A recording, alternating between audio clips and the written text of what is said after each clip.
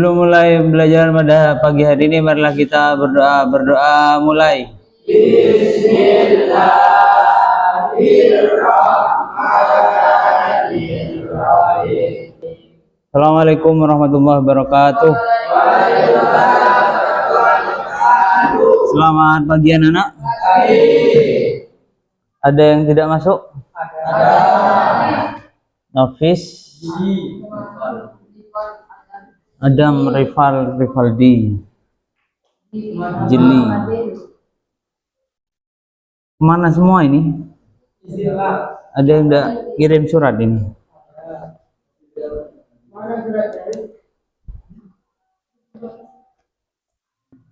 Sudah dikeluarkan bukunya?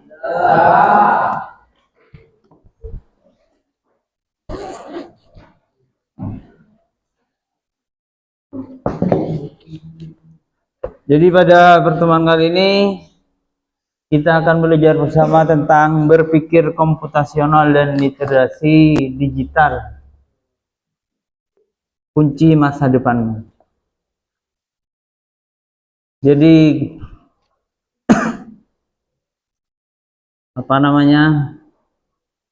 karena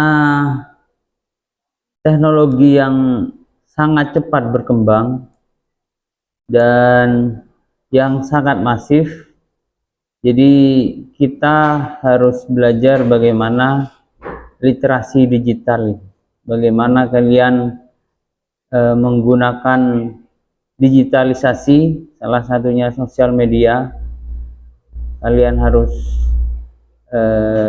memahami apa itu literasi digital.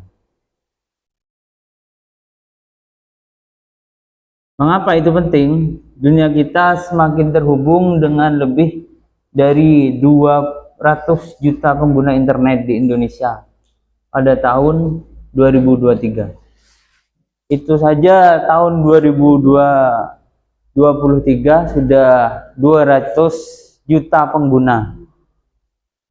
Sedangkan penduduk Indonesia sekarang sekitar 265 juta. Jadi sekitar 75%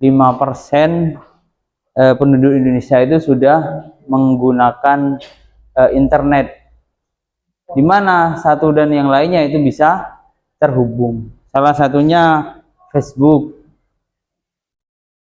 Facebook itu bisa mendeteksi siapa teman kita karena melihat dari profil yang kita masukkan dalam Facebook itu. Dimana terus berkembang digitalisasi yang sangat pesat, yang tidak kita kira sebelumnya. Siapa mengira kita bisa belanja dari rumah sambil tidur-tiduran? Kita bisa beli sesuatu dari rumah yang kita tidak tahu tokonya itu ada di mana. Pokok ada di kota A, kota B, kota Bandung, kota Jakarta. Itu kita bisa membelinya dengan jarak yang jauh, hanya di genggaman kita saja. Nah, kalau kita sudah cara berpikir kita sudah berpikir komputasional, itu punya masalah apa saja sudah bisa menyelesaikan. Makanya kalian kalau ada PR tidak ngerjakan, Pak Rizky kan sering bilang seperti itu. Sekarang itu sudah banyak AI. Kalian tinggal ketik apa soalnya, atau bisa kalian foto soalnya seperti apa, langsung diupload ke AI itu. AI itu langsung bisa menjawabnya. Siapa yang berpikir ada mesin learning seperti itu? Kan tidak ada. Jadi AI itu punya database-nya yang mengisi ya kita itu. Kita mengupload foto, kita melakukan video, story kita tiap hari, itu disimpan oleh si pemilik aplikasi. Kalau WA ya di WA, kalau Facebook ya di Facebook. Itu jadikan database mesin learningnya, AI-nya itu. Contohnya Pak Rizky ini buat PPT, cuma 5 menit aja. Pak Rizky ketik apa materinya, berpikir komputasional dan literasi digital. 5 menit saja sudah jadi PPT. Lain halnya dengan Pak Rizky dulu masih kuliah, karena ada AI dulu, masih buat manual, materinya apa dirangkum dulu, baru dijadikan PowerPoint. Sekarang sudah sangat canggih. Mau diberikan seperti apa, jangan fokus itu, fokus ruangannya dulu, sesuai dengan luas rumah yang akan kita buat. Mau dijadikan berapa kamar, dapurnya mau diletakkan di mana, itu fokus terhadap desainnya itu. Baru nanti kalau sudah selesai semua sesuai dengan denah yang kita buat, kalian baru memikirkan warna dan jenis lampu. Jadi harus fokus dulu. Tujuannya buat rumah ya itu harus tahu ruangan-ruangan. Dan yang terakhir yaitu algoritma, menyusun urutan langkah-langkah yang jelas dan terstruktur untuk menyelesaikan masalah. Jadi kalian kalau punya masalah dibiasakan seperti itu. Langkah pertama apa yang harus saya lakukan, kedua, ketiga, sampai terakhir yang sekiranya bisa menyelesaikan masalah itu. Contohnya ya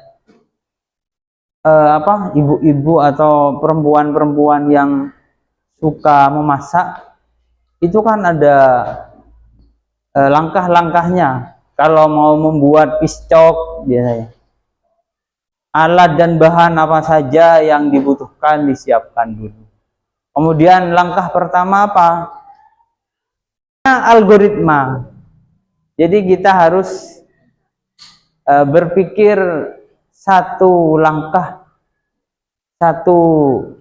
demi langkah untuk menyelesaikan sebuah masalah. Jadi ini 4 pilar dalam kita melatih untuk berpikir komputasional. Yang pertama harus menjadikan bagian-bagian kecil, yaitu dekomposisi, pengenalan pola, kemudian abstraksi tadi, fokus, dan yang terakhir kita harus menyusun secara struktur. Kemudian apa keterkaitan berpikir komputasional dan literasi digital? Berpikir komputasional, strukturkan solusi, jadi menyelesaikan masalah. Berpikir komputasional itu membantu kita menyusun masalah digital dan merancang solusinya, seperti merancang aplikasi sederhana. Tadi seperti ojek beca online mungkin. Kan tidak ada kalian. Literasi digital, jamin pengguna aman, memastikan kita menggunakan alat digital secara efektif dan aman, seperti menggunakan platform coding online dengan aman. Sampai di sini ada yang ditanyakan? Harus ada yang bertanya. Kalau tidak ada, Pak Rizky tutup, kita lanjutkan pada pertemuan selanjutnya. Sekian pelajaran pada hari ini, kurang lebihnya saya mohon maaf. Assalamualaikum warahmatullahi wabarakatuh.